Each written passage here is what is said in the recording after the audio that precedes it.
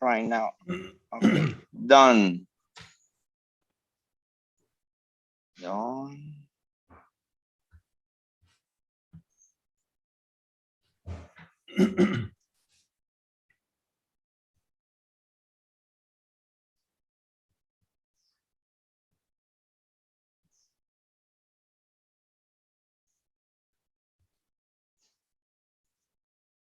Hello, everyone. Good morning. It's a pleasure having you, all of you today. Welcome to our system thinking and educational encounter. This is a meeting to share very useful, very interesting ideas, very advanced ideas about system thinking and education. And you know, in this world, we as a humans need to manage complexity. I guess it's the only thing we can do, understand complexity and try to manage. It's a pleasure for me to present Derek Cabrera and Laura Cabrera. Today we are going to have Derek. Derek, welcome, Derek. How are you? Today I'm going, okay, welcome. I'm going to present you first in Spanish and then in English. Ok, amigos, buenos días para todos. Es un placer para mí presentarles a Derek Cabrera en nuestra conferencia inaugural en vivo por YouTube para toda Latinoamérica y el mundo. Agradecer a Derek a Derek y a Laura por su disposición y por esta excelente charla que nos van a ofrecer. Voy a permitirme leer brevemente un pequeño resumen acerca de Derek y de Laura. Derek tiene doctorado de la Universidad de Cornell. Es un científico de sistemas internacionalmente conocido que trabaja en la Facultad de Cornell, donde enseña pensamiento sistémico, liderazgo, mapeo de sistemas, y es el director del programa de certificación en pensamiento sistémico, modelamiento y liderazgo.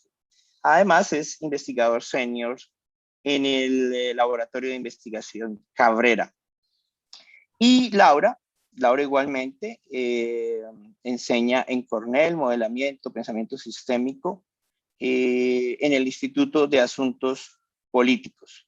Ella también es un investigador senior de Cabrera Research y ha trabajado alrededor de los temas de pensamiento sistémico en el ámbito de lo político. Okay, guys, I'm going to present Derek. And also, Derek, welcome. Derek Cabrera is an internationally known systems scientist and serves on the faculty of Cornell University, where he teaches system thinking, system leadership, and systems mapping, and is the program director for the graduate certification program in the system thinking, modeling, and leadership. He is a senior scientist at Cabrera Research Lab, and Laura Cabrera currently teaches system thinking and modeling and systems leadership at Cornell University at the Institute for Policy Affairs. She is also senior researcher at Cabrera Research Lab and co-founder and chief research officer Plectica. Over the past decade, Professor Laura has applied her expertise in research methods and translational research to increase public understanding, practical application, and dissemination of sophisticated system science and system thinking models. And it's a pleasure for me to greet and to say hello, Derek. Hello, Derek. Good morning. How are you today? Are you right now in Ithaca? I remember Ithaca. Ithaca is a beautiful city. And thank you, Derek. Thank you, Laura, of course, We are glad to having you today, and the floor is yours. And at the end, we can talk, we can dialogue about your talk. And thank you, and go ahead, Derek. Thank you. I appreciate it. Thanks for having me, and thanks to Jorge for setting this up, and to the Colombian Association of System Dynamics for inviting me. In the next hour or so, or 45, 50 minutes, you'll be getting kind of a Cliff Note version of the content of our book, which is also a full semester graduate level course we teach at Cornell in systems thinking, which is precedes our other book and grad course in systems leadership. And together, these two courses or books take you from the science of thinking or cognition to the design and leadership of systems that bring about vision. And today, I'm mostly going to focus on the bottom portion of this pyramid and the contents of our book, Systems Thinking Made Simple, which I'm happy to say is now translated into Spanish and available on Amazon and Kindle. I'm also very happy to present in Colombia, even by Zoom, because my father is Colombian and was from Cali. So strap in, and I hope you'll get an adequate introduction to systems thinking that motivates you to explore and practice more. And hopefully we'll have a little bit of fun along the way. Before we begin, I want to say that I didn't actually start off as a cognitive systems scientist or even an academic or a researcher. I started off as a high altitude mountain guide. For nearly 2 decades, I spent over 200 days a year in a tent guiding clients up and down the mountains of the world. And it was in the mountains that I truly came to understand systems and the importance of systems thinking. To a climber, the summit of a mountain is just an interdisciplinary problem to be solved. But to solve this problem, you have to understand the mountain and the expedition as an integrated whole.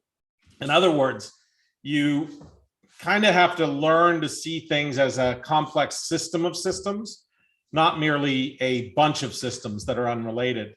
There's the systems of physics, or the physical systems like your technical gear and your rope rescue systems, and the external systems like the weather or snowpack or geology or geography. There's also the biological systems or chemical systems, your physiology, your hydration, your energy, metabolism, and especially the transfer of heat and moisture. The mismanagement of any of those things can lead you into anything from kind of mundane things like headaches and dehydration or not getting good sleep, to the very severe like hyper or hypothermia or frostbite or high altitude pulmonary or cerebral edema. And then, of course, there are the psychological and sociological systems. So it really crosses the full gambit of our sciences. Climbing is ultimately not only a physical game, it's very much a mental game. But climbing is also, believe it or not, a sociological game. Most folks don't know that the number one reason that expeditions fail is not due to a technical or personal challenges on the mountain, but because of conflict between the team members. So all of these different systems are coming into play. But if I were to kind of boil down all that I learned from the mountains and nature about systems and systems thinking, I'd boil it down to a single life lesson, and that is to learn to love reality. I mean, really fall in love with the pursuit of what is real and what is happening in the real world. To seek the truth, even when it hurts or makes you feel mad or sad, or even when it makes you feel things you don't want to feel. Let reality reveal itself and pay attention when it does. This requires paying particular attention to the biases that you personally have inside of you, and to be aware of what you desperately want to be true about systems. This is especially important when things are not going well, not just when they're going well, because no one wants to be lost or injured on the side of a mountain. Everything in you wants to pretend that everything's okay. but remaining calm and embracing the truth of your situation is the best remedy. And in fact, mountaineers have a saying, which is that the truth will set you free, but first it'll piss you off. Reality is the truth. Fall in love with learning the truth of things. Seek it out, solicit it, be open to it. That is the first and most important step in systems thinking, because without that, all the knowledge, skills, tools, and techniques in the world won't make you any more systemic in your thinking. So my time in the mountains and in nature motivated and informed my academic and scientific work. I wanted to discover the universal structural patterns of how things were organized. And I spent many, many years looking. The question basically is, how are things organized in both nature and in the mind? And journalists will often say, don't bury the byline. Don't leave the best until the last. So I'm going to give you the answer to this question right up front. And then we'll spend the remainder of our time together deepening our understanding of why this is a significant finding of the research, why and how it's relevant to you personally and professionally, and what you can do with it. So it turns out that nature has one set of laws of organization for all things, whether those things are living or non-living, conceptual, information, it doesn't matter what they are. And that is that things, any kind of things, are distinguished and grouped and interrelated from a frame of reference. Now that's a very simple statement, but it has really, really profound underpinnings that we're going to spend a little time talking about. It's very simple. The English formulation of DSRP is this very simple sentence, and it captures most of what is captured in the much more complex and technical mathematical formulation of what we call DSRP theory, which is just named after distinctions, systems, relationships, and perspectives. And DSRP is, again, it's very simple. When you see the acronym DSRP, just think this simple sentence. Things are distinguished, grouped, and interrelated from a frame of reference. And that doesn't have any really technical jargon in it or anything. That's just kind of a reduced and simple explanation. Let's go back to the basic question and revisit it and understand why organization is something that you should care about. To answer the question, we need to understand what we mean by two key terms. What do I mean by things, and what do I mean by organized? Okay, so let's start with what do I mean by things. Things is a general term that's a catch-all for anything, everything, objects, ideas, information, and most importantly, things refers to the things that we care about the most: our family, life, work, society, our hobbies. So by things, we mean anything from the smallest things to the biggest things, from living things to non-living things, even intangible things like ideas, information, speech, writing, meaning. All of those things can constitute the very generic word things. So think for a moment about what are the things that you care about? What are the kinds of things that you're most interested in? And sort of jot down those different things that you care about. I personally care about my family, my work, my research, my science. I like hunting, I like the outdoors and hiking, building trail. And for me, if you told me that things are universally organized in the same way, and it didn't help me deal with those things that I care about, then I wouldn't have much time or interest in those universal patterns. So I want them to be relevant to me, and I think most people would want to know how they're relevant to them and the things they care about. Now let's answer the second part of the question. What do I mean by organized? First, I want you to see the similar root of ORG or org that so many important terms have, and realize that organization is something occurring across many scales, from organs or organelles, the elements that make up larger wholes, to the individual level, like organisms and organic things, to the group level scale, like superorganisms or ecologies that come together made up of many different individuals. Next, I want you to think of organized and perhaps change what comes to mind and think of organization not just as, like most of us tend to think of, oh, my organization, it's a company, it's an organization that I work in or something like that, or that I attend.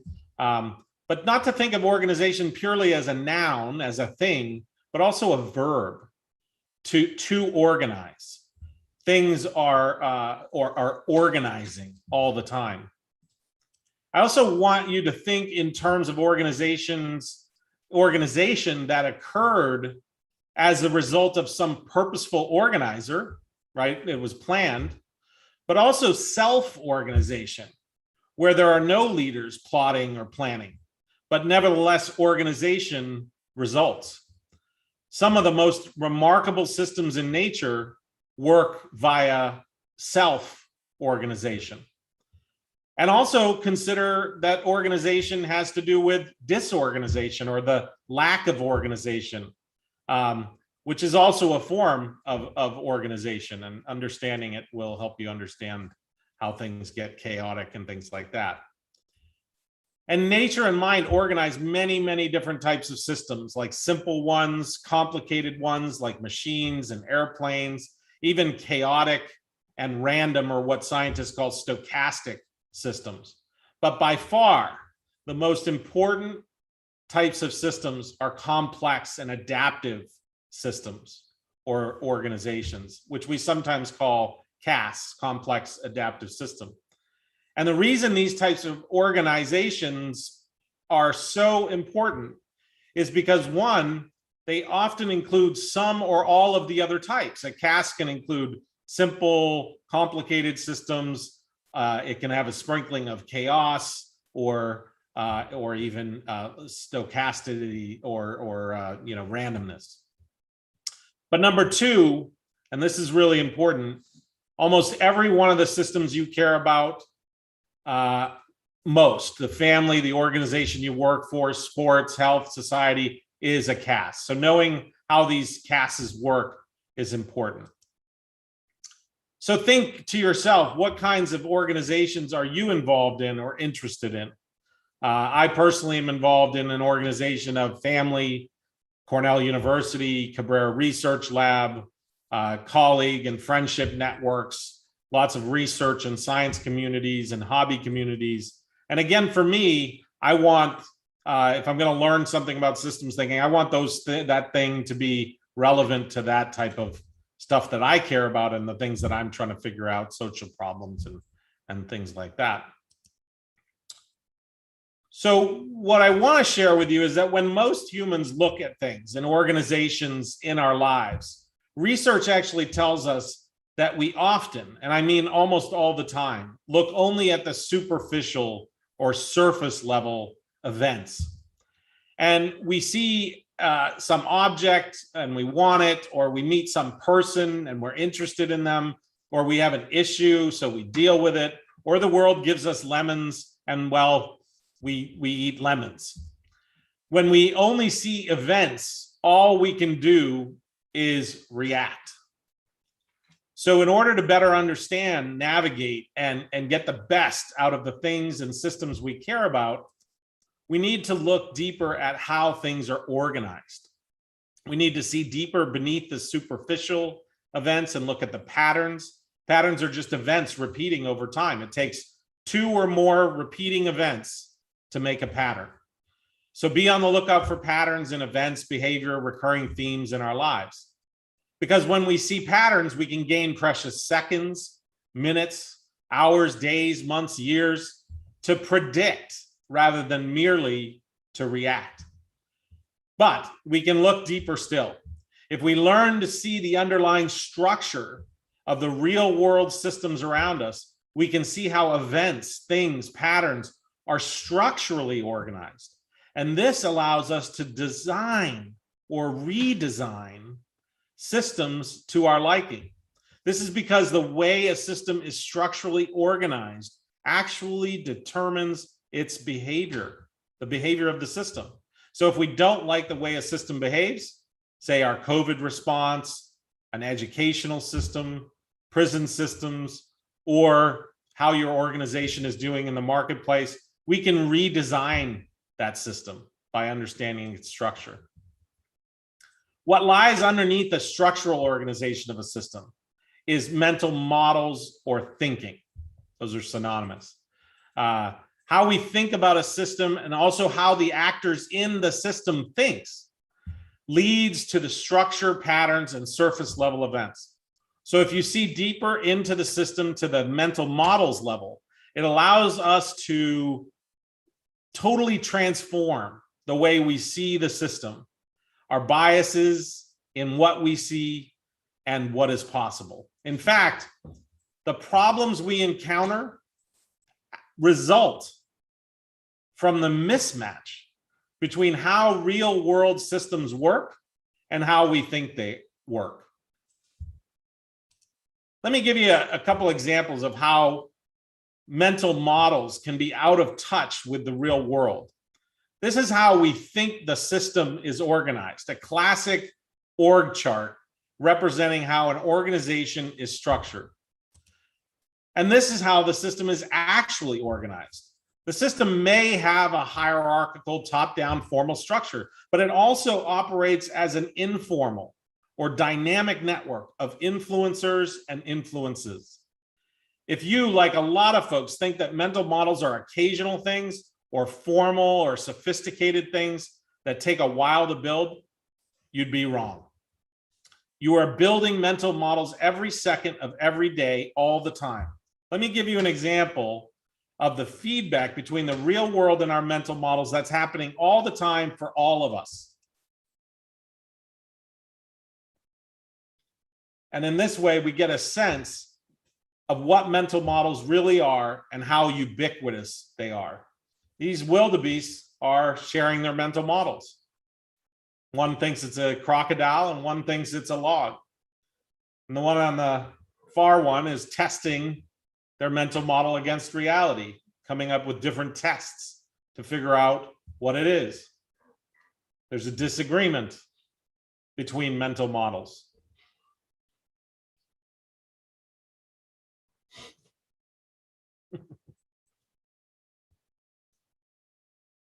And we now get feedback from reality about what is real. Okay? The point of that is just to simply say that mental models are occurring all the time. They're not just big maps and things like that. We're having them all the time. And in fact, mental models are so pervasive and so ubiquitous that they are constant. But most people don't even recognize their mental models exist. They have what we call reality bias. Reality bias is the mother of all biases. There's 80 or so different biases that scientists study, and 270 biases that are out in the world, some of which are not formally studied yet. And it is the mother of all those biases. The underlying bias of all those is called reality bias. And reality bias is the belief that we see the world directly as it is on the left there, right? There's just us and reality, and we see the world the way it directly is, with no awareness of the veil we're shrouded in, which is our mental models. The truth is, we actually see the world indirectly, mediated through our mental models. Reality bias tells us that in order to better understand reality, to fall in love with the reality in the real world, we must see how our mental models interact with the real world, not perceiving them as dual or a duality or separate things, but as a necessary unity where one interacts with the other and indeed exists within the other, because mind is part of the physical real universe and vice versa. Indeed, when they are treated as a dualistic or separate thing, we make mistakes, errors, and get get ourselves really into lots of trouble. Remember that our problems result from the mismatch between how the real world systems work and are organized and how we think they work. So understanding how real world systems are organized, how they work, is the ultimate goal of systems thinking. To do this, systems thinkers use what's called the ST, or systems thinking DSRP loop, which helps us to acknowledge mental models and their existence and the role that they play in our lives. The first step is to recognize that a mental model is only an approximation of the real world, not the real world itself, and that you must test your mental model in the real world.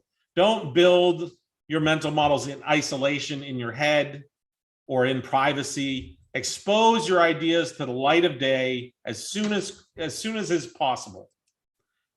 The next step is to get feedback from the real world and to incorporate that feedback. That feedback comes to us in the form of information that you get from the real world. And we have to pay very, very close attention to the feedback that the real world is giving us. It's giving it to us all the time. Sometimes we don't listen. But when we're open to it and we're in love with reality, it helps us reduce our cognitive biases, and it helps us shore up our mental models to be better approximations. And that this is very important, that this is known as a feedback loop, because it is iterative. You don't just go around it one time, you go around it many times. And for some very complex systems like COVID, we're just cycling around it, learning all the way through.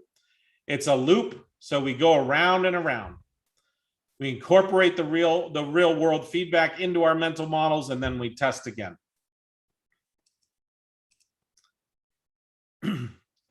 So one of the things that I want to share with you is that we've learned in the last 50 years or so from the combined fields of cognitive science, neuroscience, all those kinds of things.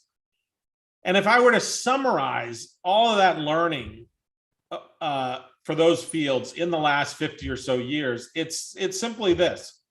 We thought that we were biased, but we're even more biased than we thought. So we really have to focus on our bias. Another of the most pervasive biases, second to reality bias, is called confirmation bias, which this cartoon really captures. It's one of my favorites because it illustrates this idea of confirmation bias. Then the pilots are literally saying, what's that goat doing way up here in a cloud? These pilots are not in love with reality. They're in love with their mental model that they're flying through a cloud. So reality is going to quickly bite them in the ass. A deeper exploration of mental models is really the missing link to understand bias. Note that while systems thinking fits the mental model to the real world based on feedback, evidence, and the facts on the ground, confirmation bias is its mirror opposite. It fits the real world to one's mental model, something a fair amount of us do near constantly. Systems thinking requires us to fit our mental models to the real world, to love reality and understand it, and to avoid biases. So let's focus for a second on mental models on that side of the ST-DSRP loop for a moment. We see that we get feedback from the real world in the form of information, but the question we have to ask ourselves is, how is information organized such that it becomes meaningful? Because information itself is not meaningful. How do we organize it such that it becomes meaningful? When we look at mental models, we see they're comprised of not one part, but two parts. The information content or data that's coming from the real world as feedback, and the organization of that data, which you could think of synonymously with structuring, cognition, encoding, or thinking. Generically speaking, just think of it as thinking. So we take information and we think about it. That structures it or organizes it into something meaningful. And as I mentioned earlier, there are 4 underlying patterns that show us how we structure or organize information: making distinctions, organizing systems, recognizing relationships, and taking perspectives, DSR&P. We can summarize mental models in a simple equation. Mental models equal information and thinking. Now, mental models are synonymous with knowledge, ideas, beliefs, concepts, and meaning. Information is synonymous with data or content, and thinking is synonymous with organizing, structuring, encoding, or the scientific term cognition. The key to systems thinking is understanding the T part, as the information will be variable. The crux of systems thinking is what are the patterns of thinkings that will more closely align with the way the systems work.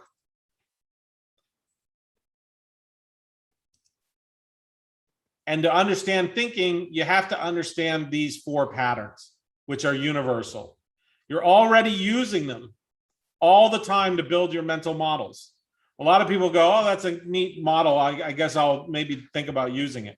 You don't really get to choose whether you use it anymore than you get to choose to be affected by gravity. You get to choose whether or not you're aware that your brain is already doing this. That's called metacognition. So now that we've kind of looked at the right side of the ST loop, the systems thinking loop and mental models and what they're made up of, let's take a quick look at the other side of the loop and ask ourselves, how is nature or reality structured?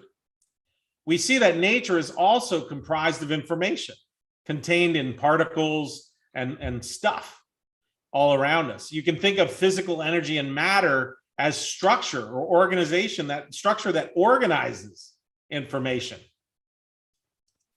And we see that nature has a single set of laws of organization for all things, including mental models. And that is DSRP for short, or distinctions, systems, relationships, and perspectives.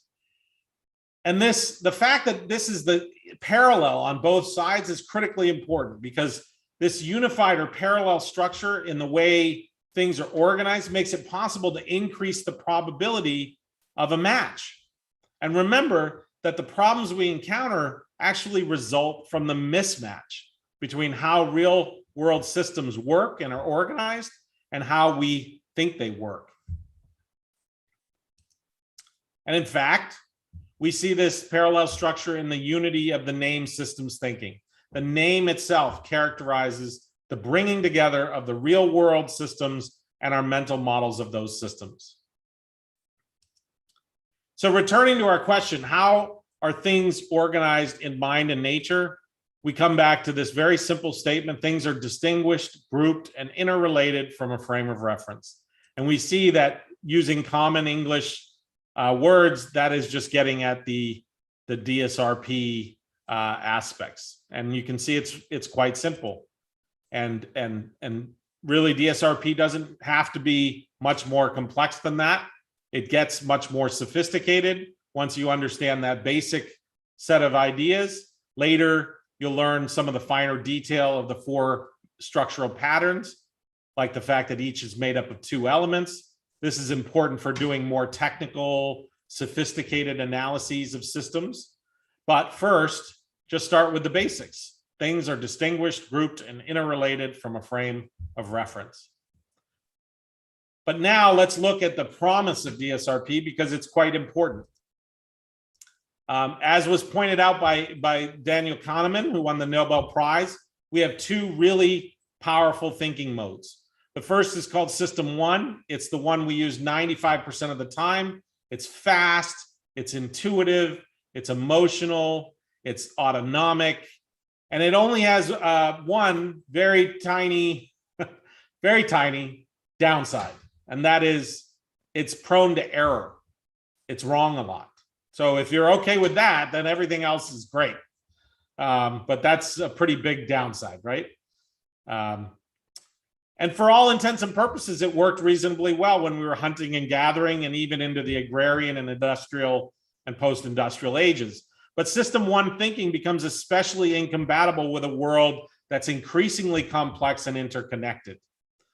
System two thinking is serial, meaning it's looped, like our ST loop. It's metacognitive or aware, like DSRP. It's systematic. It's evidence or information feedback based. And its downside is that it's slower, but its upside is that it's less prone to error or bias or inaccuracies. System two thinking is DSRP thinking. Really, the only upside to system one is that it's fast. Without DSRP, system two will always be slow. But with it, we can practice to make system two thinking much faster. And I guess the question is, why do we need faster systems two thinkers? And the answer is relatively simple. The World Economic Forum lists this whole set of skills that are required by the new century for jobs. And every single one of the things in red there requires DSRP to be good at. And if we want these things, we need to focus on the simple underlying patterns rather than the outputs, the outcomes. We have to focus on the inputs. To succeed, frankly, in today's world, we have to be deep and fluid and clear thinkers who can think creatively, critically, pro-socially, strategically, scientifically, systematically, and to be emotionally intelligent. But all these types of thinkings are really born of one thinking apparatus and one set of laws of how we organize information to make it meaningful. So if you want more of this kind of thinking, research shows that we need to become more metacognitive, more aware of how our brain organizes the world, even without our permission. And it's important to note that these better kinds of thinkers make better parents, better employees, better, more engaged citizens, and actually kinder humans. And you might ask yourself, well, wait a minute, system one thinking worked so well for so long. Why the change? System one thinking, the answer to this question really is that it's because of the increase of interconnectedness or relationships. The world has become more complex. If you look, for example, at the two biggest crises we face today, the crisis of COVID and the crisis of misinformation, they're both the result of massive increases in interconnectedness. Misinformation spreads through social media or interconnectedness, and COVID spreads through our interconnected lives by hopping the planet on trains, planes, and automobiles. And to understand this, we need to understand a very special kind of system that we call a CAS, which I referred to earlier. And CAS just means complex adaptive systems. And the reason we want to know about CASs is because they are systems that we care about. Work, life, family, country, customers, products, markets, all of those things are CASs. Not only are systems that you care about CASs, but the system of thinking that we use to think about those systems is also a CAS. So let's take a look at how CASs work. I'll give you a very quick example to understand them. If I were to kick a rock 3 times the exact same way, the rock would respond the same way because it would follow the complicated laws of physics. And it would do the same thing every time that I kicked it if I did it exactly the same way. Same stimulus, same response. But take a dog, for example. And I'm not advocating that we kick dogs, but let's say you kicked a dog, right? The first time you kick a dog, maybe it cowers away from you, right? The second time you kick a dog, maybe it stands its ground and growls. The third time you kick a dog, it bites you and lunges forward, right? That shows you that that dog is an adaptive system. It's a complex system. It's a CAS because it's changing based on the stimulus. And for 2,500 years, we've been looking at systems like I'm showing you here, where hundreds of thousands of individual birds are flying to the left. And in the time that it takes me to say this sentence, they're flying back to the right, right? And we wondered, how is this thousands or hundreds of thousands of individual organisms acting like a superorganism, right? A single individual organism. And we thought it must be some kind of A-type personality leader bird. For 2,500 years, we thought that. But we now know, because we can model these systems, and we've learned a tremendous amount about them, that what's actually happening is they're following simple rules. That the agents in the system, the birds or the fish or the people or whatever the agents are, the companies or whatever, an agent could be anything, are actually following simple rules locally when they interact with each other. So, for example, the birds are deciding to fly in the same direction. They're deciding to keep a distance of X, not crash into each other and not get too far apart. And they're deciding to avoid predators. Those are the three rules. And if we program these three simple rules into models, we get exactly the same behavior. They point the same direction, they maintain their distance, they're paying attention locally, and they avoid predation. And if we do that, we get the exact same behavior. And you can see the system being modeled here and in nature.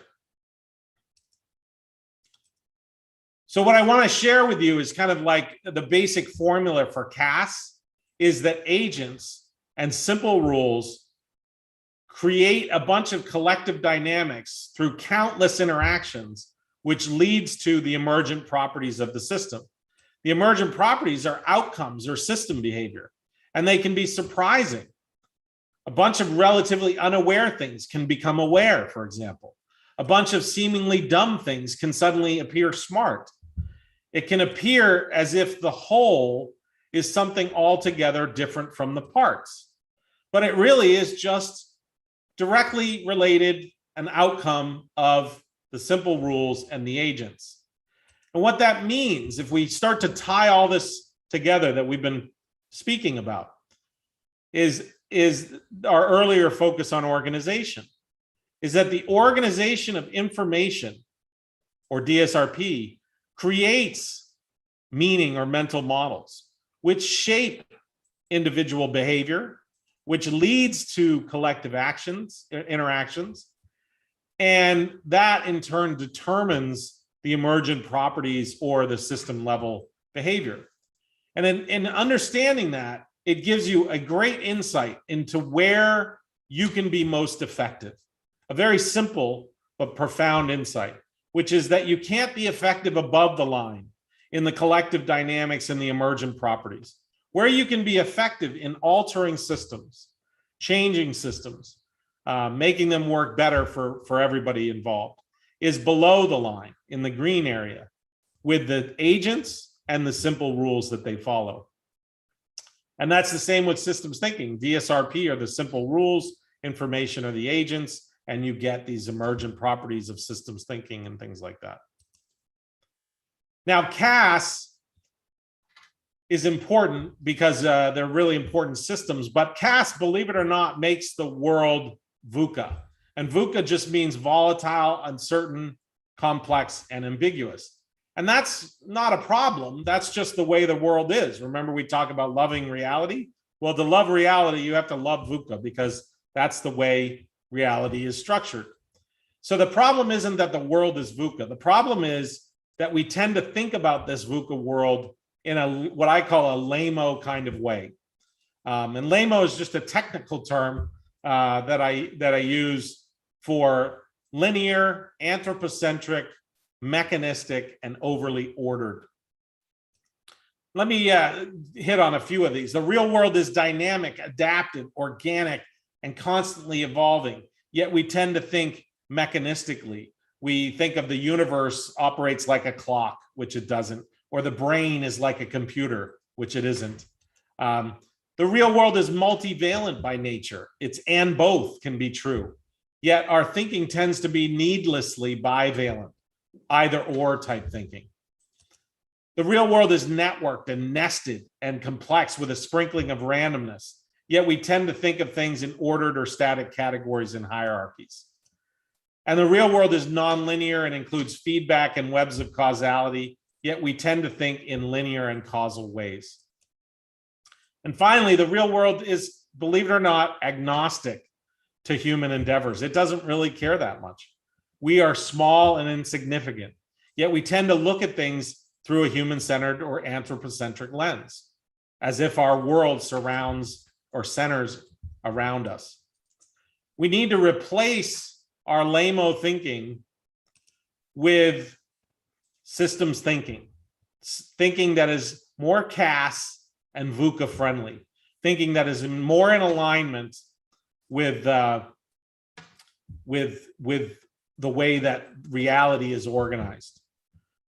Now, Jorge, I was going to go into a COVID example of these ideas, but I see we're at about 48 minutes. I'm not sure if I should continue or it's okay. This is amazing what you're showing us. Please go ahead. Okay, maybe another 10 minutes or so. Okay, sure, it's okay. Thank you. Okay, great. All right, so we've hit on a lot of this stuff. We've hit on the kind of the big thing. This slide that I'm showing you right now really is everything that I'm talking about in a single slide. You could spend probably the rest of your life studying the contents of that slide. It's quite complex. It's simple on its surface, but it has a lot of meaning and a lot of research behind it and a lot of theoretical and practical implications. But let's go down from that big theory level stuff and go down to like something that's happening to all of us right now. We're all involved in COVID as an example. So let's take a look at the two twin viruses that are affecting us currently, all of us around the entire world. And what does DSRP help us to understand about these two viruses? The first virus is COVID, the spread of coronavirus. And the second virus I euphemistically call stupid because it kind of rhymes with COVID, but that's the spread of misinformation. And believe it or not, these two viruses are happening at the same time. Now, COVID and stupid are CASs, complex adaptive systems, and they're also VUCA. Let's take a look at how. CASs, they're based on simple local interaction rules, and there's a surprising global behavior or effects, unexpected and crazy sometimes. It's volatile. There's exponential growth. There's rapid changes in the situation. It's uncertain. It's constantly changing. And even people, the stupid virus is tending to criticize that, oh, well, you're changing what you're saying. Well, yeah, because we're learning new things all the time. And it's complex, right? It's adaptive webs of causality, little micro behaviors plus delay are leading to macro results. And it's ambiguous. There's multiple stakeholders with conflicting interests, and it's hard to know which way is up sometimes.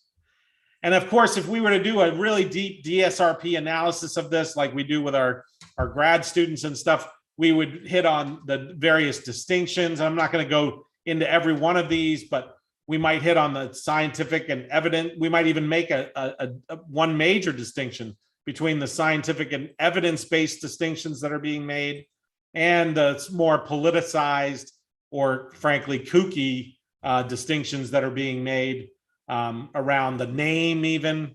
We're making all kinds of distinctions. What are the causes? We're distinguishing its origins. We're distinguishing what the response should be. We're distinguishing the treatments. We can't even really agree on the distinction between what flatten the curve means.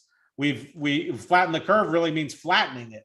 But what we keep doing is going up, up, up, and then flattening for a week or two, and then going up, up, up. And so that's not the same thing. And of course, the vaccine, and we have many different distinctions there. If we look at the relationships, there are both, again, misinformation relationships and salient science-based relationships. It's important to point out that every XY graph that you've ever looked at in your whole life is just a system of relationships being related to another system of relationships, the X and the Y axis. We're making relationships between asymptomatic transmission and infection, masks and infection, open versus saving the economy, closing to open to save the economy, and of course, linear causal versus web of causal. And we're making all kinds of other frivolous relationships, like spurious things like 5G is somehow connected to COVID, or hydroxychloroquine has, some kind of positive effects. Crazy stuff, not supported by evidence. And if we look into the systems and the subsystems, the virus itself is a system. Understanding it will help us to understand how it binds, how it behaves, how it infects, etc. The formal response to the virus is a system. The informal response to the virus is another system. And the informal response to the formal response is a system. So there are many, many different systems that we would need to go into and analyze. And we're not going to talk about each of them in this short talk. And of course, there's a ton of perspectives, all looking at this COVID problem and the misinformation problem.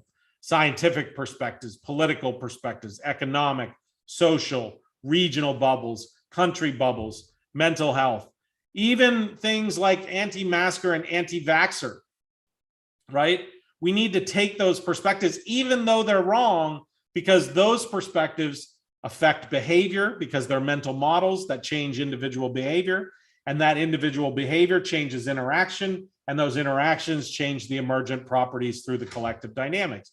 So even perspectives that are absolutely false are still critically important to analyze and understand in order to understand how the system is behaving the way it's behaving.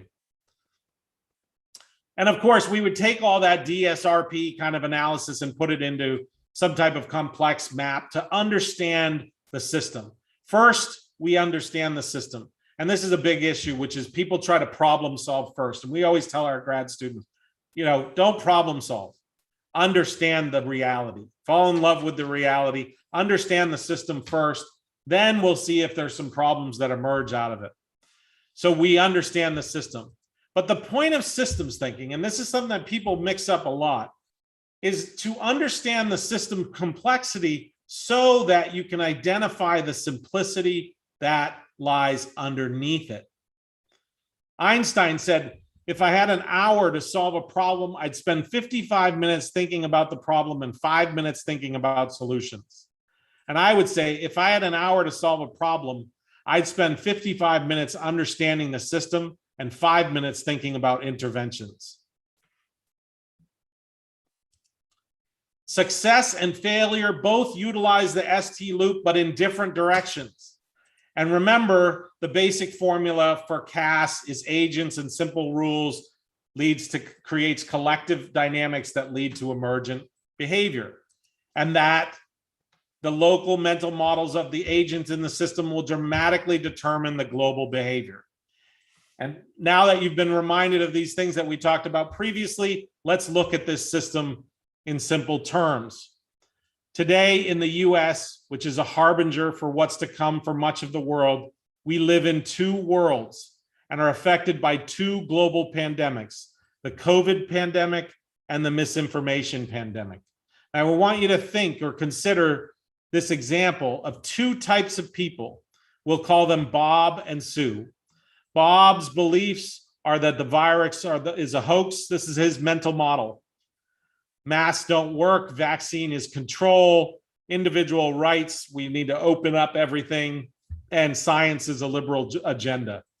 Sue's belief is, or her mental model, is that the virus is serious and deadly. We mask, we distance, we wash hands, we vaccinate, social responsibility and adapt to the situation, and follow the science or fall in love with reality, same thing.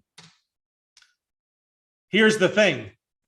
In a nutshell, Sue loves reality, no matter how frustrating, intimidating, complex, or scary it is. Sue wants to understand reality because she knows that doing so might piss her off at first, but eventually it will set her free. Bob does not love reality. He's not committed to understanding it. Bob is committed to being right, even when he's actually wrong. And I want you to think about this as I say it very clearly. Think about it. Do you know what being wrong feels like? It feels exactly like being right. That's why the systems thinking DSRP loop is so critical, because we must test our mental models. Even when we think we're right, like Bob, we have to test them, and we have to get real feedback from the real world in the form of information or evidence so that we can adjust and adapt our mental models. Now, I want to ask you a question about this. With our formula for CASs up above to remind us agents and simple rules lead to collective dynamics and emergent behavior, what happens if the system is made up entirely of Bobs? What happens if the system is made up of entirely Sues? And what happens if the system is mixed with Sues and Bobs? Well, here's the answer. What happens if it's all Bobs? The mental model, right? The meaning, the way the information is organized to create this simple rule set that Bob follows in his interaction with other Bobs will lead to the collective dynamics and the emergent properties. The emergent properties of that system will be the death rate, the infection rate, and the hospitalization rate increases dramatically. The same is true with Sues, except the simple rules are different. And so the interaction effects will be different, the collective dynamics will be different, and the emergent properties will be dramatically different. The death rate, the infection rate, and the hospitalization rates will decrease. I want to ask you another question just while we're on the topic. In which scenario is the most complex? Is it all Bobs, all Sues, or a mix? And I think most of us would answer the mix, right? The mix is where things get very complex because there's not as much homogeneity, and the rules start interacting and balancing each other and doing all kinds of things like that. And believe it or not, that's what we have today. We have a mix, and we have two worlds being created. A world where in some states in the United States, people are dying with astronomical numbers who are not vaccinated and not masking. And in other states, there's relative safety. We're literally getting two worlds based on two mental models. And it's sad. It's sad, and it's not necessary. So the moral of the story is don't spread COVID and don't be stupid. This slide captures all of that in a nutshell. The systems thinking DSRP loop helps us by understanding the simple rules for the organization of anything, from material stuff to information and ideas. Systems thinking, like I've said all along, is very simple, but don't let this simplicity lead you to believe that it's not sophisticated, as many people do.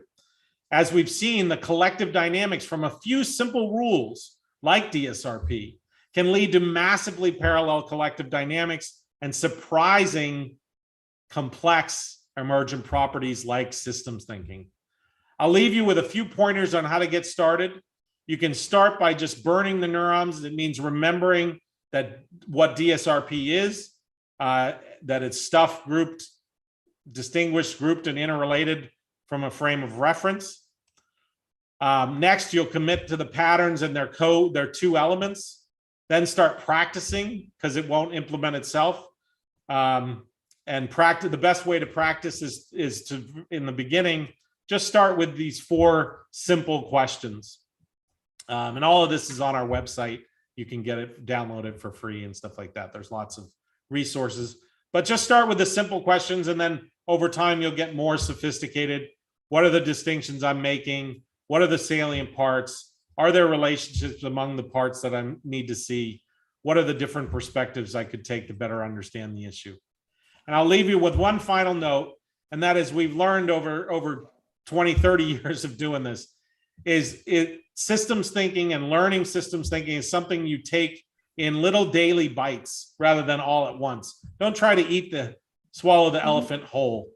That's why we created things like Systems Thinking Daily, which are just fun little 2-minute or 1-minute thought things to make it so people are being exposed to things on a daily basis. And in 3 months, in 6 months, you'll be amazed at how different your mind processes things the more you become aware of these patterns. But it's really a day-to-day thing. You can take a course, you can read a book, but it's not going to happen all at once. Your mind's going to change incrementally by exposing it every single day to little bites of systems thinking. And with that, I'll shut the presentation. I hope that was somewhat useful and enlightening for you. And like I said, amazing. Online. It's amazing. Thank you for your great talk, Derek. The time passed really fast, and I guess it's really inspiring. Thank you. Here in Colombia, we appreciate your message, and we're really happy with your presentation. And this is your country also. You can come here with the immersers every time you want. Maybe I know you have a really tight schedule, but maybe you have 2 more minutes for a question, maybe? Yeah, no, I have enough time for some questions. Okay, let's try. I'll just one question. Derek, I was thinking about change, the idea of change, and also the idea of change when the things do not exist yet. The idea of new ideas, new words, new possibilities. Yeah. And we think about that, of course, how we can apply your framework in that situation. I think that could be the first question. And thank you again. Yeah, that's a fantastic question. It actually it's the topic of when I showed you that triangle at the beginning of the presentation. It's literally the topic of our second course and our second book there. This triangle here, this upper part, which is how do you look at the way systems are today versus how you want them to be in the future. And obviously that's something that doesn't exist yet. And how do you kind of build a mental model of an understanding of the system, a map of the system, so that you understand it today? How do you build a map of the system of some future non-existent system? And then we do what's called mental model matching, which is we kind of overlap them and we say, what's different? What's the root difference analysis? What's the analysis of how are they fundamentally different? Is it the simple rules that are different? Are there certain structures that exist that don't exist in the pre? So it's kind of just a pre and post analysis of mental models and looking at how they're different. And then there's lots of ways to how do you actually implement and manifest that change we go into as well. Excellent. That we would like to know that in the future, of course, that your teachings about that. Finally, I was thinking that your message about love reality. Yeah. I was thinking in a simple way, I guess. Maybe in some countries, in some contexts, we don't have to love reality because it's too bad. For example, climate change. For example, the dark side of COVID. For example, and all the politics about that bad politics. I would like to say. What do you think about that ethical? Let me say ethical message from system thinking. I think we have to learn and understand deeply systems, and we need to change all the bad things, I would like to say. But I think there is also a possibility to try to think and dream another world. Yes. And I think it's a mandatory for some contexts. What do you think about that? And thank you again for your conference. It's a really pleasure, Derek, and I hope we can have you again. And please give a hello to Laura also. And thank you very much again. Yeah, no, I will. And all of this, you know, is the work of both Laura and I. So she couldn't be with us today, but she thank you. To answer your question, I would say, you know, it's a little bit of like, what do we mean by the words? For anybody that has children or teenagers, sometimes teenagers go through a period you always love your children, but sometimes they go through a period where you don't always like them. Right? And I would say the same is true for reality. We want to love reality, meaning we want to deeply understand why these systems are the way they are. I want to deeply understand the system. I want to hear what the system is telling me and listen to that, what the system is communicating deeply. Even if that system is unfair and unjust, I want to love understanding reality. That doesn't mean that I like reality. That doesn't mean that I support reality. That doesn't mean that I want reality to stay the same. But if you don't understand why the prison system is unjust and how the prison system is unjust, right?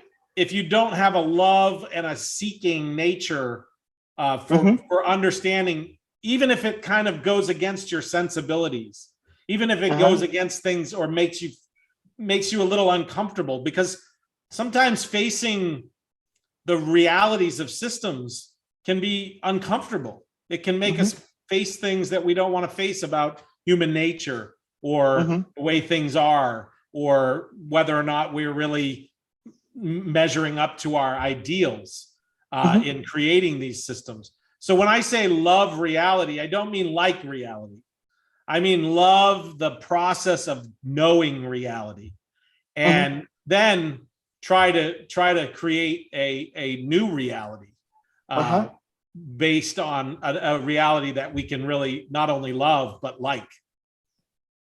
Excellent, Derek. Thank you again. It's really inspiring, and we are happy having you. It's a great honor, and please come again in the future. Yes. Thank you, and thank you. This is your house.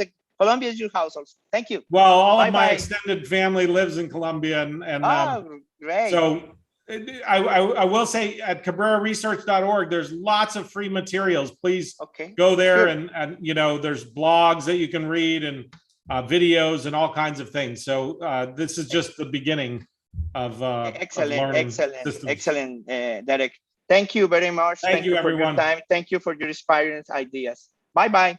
See you soon. Bye bye. Thanks.